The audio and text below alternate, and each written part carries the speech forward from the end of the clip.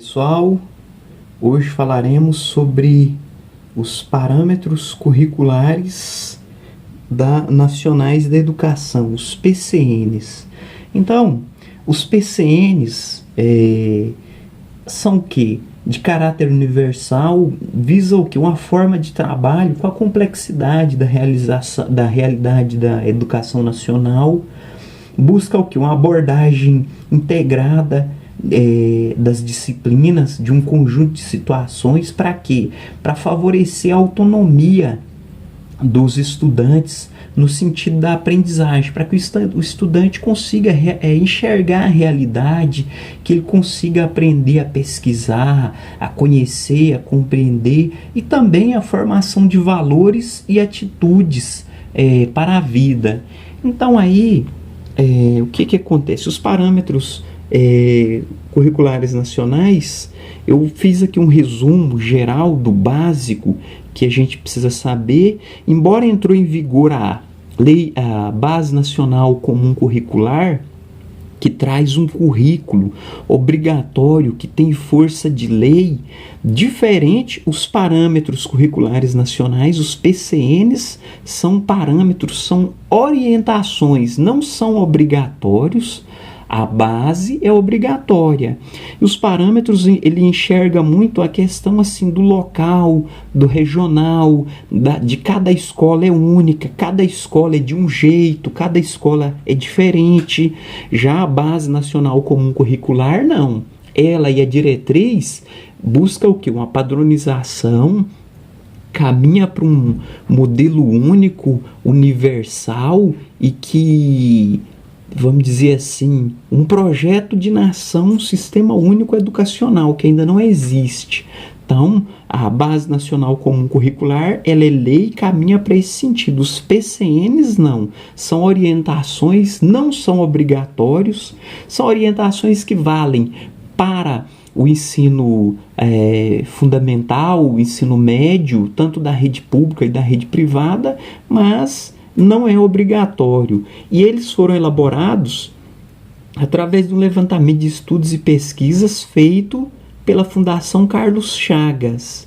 Então, ele é um modelo curricular heterogêneo, aberto, flexível, adaptável. Então, ele traz lá uma espécie de currículo diferente da Base Nacional Comum Curricular. Ele traz uma referência.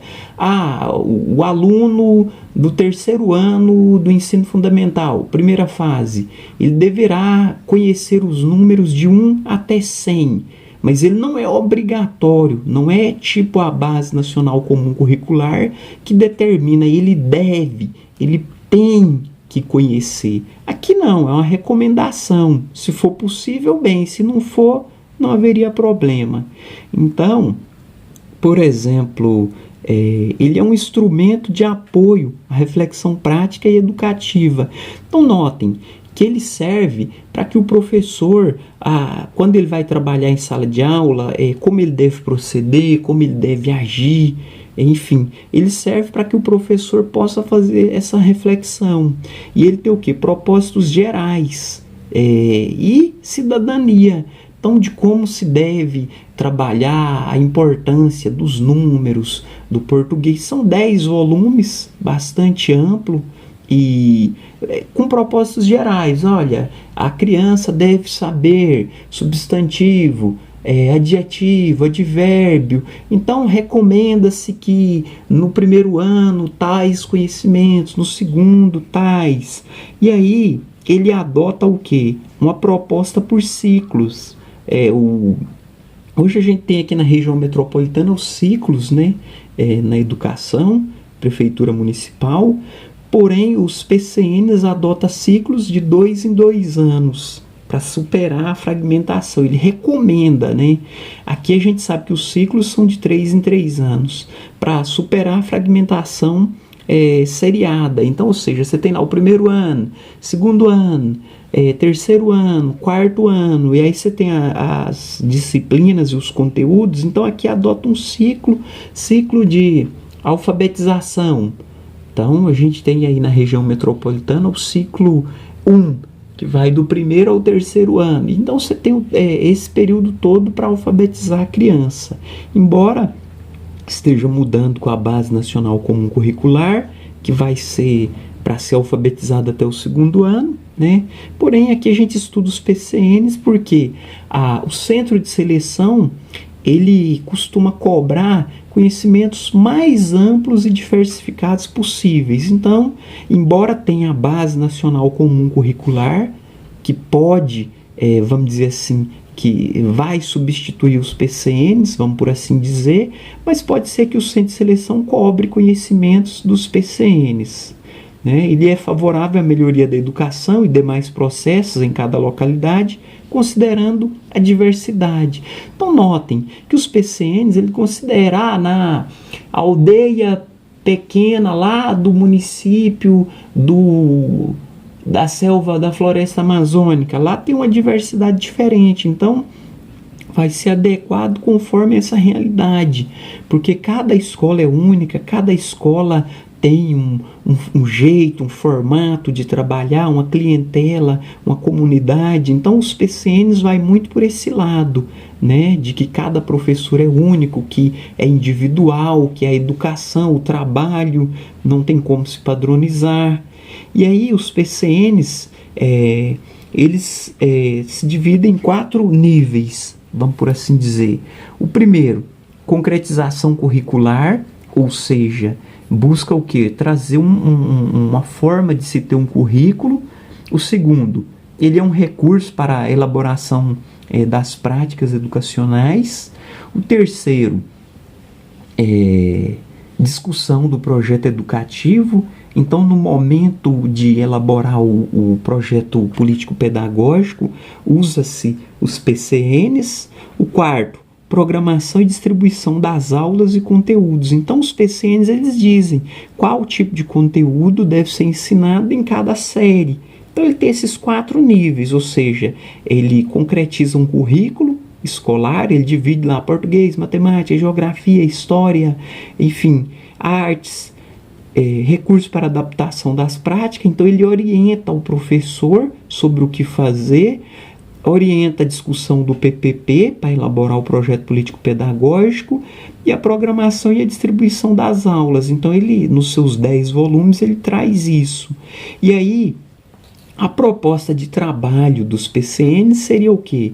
Conteúdos conceituais, que visa o quê? A capacidade intelectual do aluno, conteúdos procedimentais que visa a melhor ação de ser feito, ou seja, o melhor procedimento, conteúdos atitudinais, que é a atitude socializadora. Então, quando a gente elabora um plano de aula, então, por exemplo, amanhã eu vou dar aula para uma turma de 4º ano. Bom, aí eu tenho lá o meu objetivo geral, o meu objetivo específico, né? Eu coloco 3, e os conteúdos. E o que eu vou trabalhar? Um conteúdo conceitual. Eu vou só ensinar um conceito que vai desenvolver a capacidade intelectual do meu aluno. Bom, eu vou depois trabalhar o quê? Um conteúdo procedimental. Olha, como ele deve fazer. Então, por exemplo, é uma aula de vamos dizer, ciências. Né? Eu vou plantar uma planta, fazer um pequeno jardim, e qual a melhor ação? Né? O procedimento, fazer um saquinho de terra, colocar adubo, calcário, ureia, seja o que for para modificar o solo. Então, um conteúdo procedimental que eu vou ensinar, a melhor ação a ser feita. E conteúdos atitudinais, ou seja, atitude socializadora. Então, vai ter a festa junina.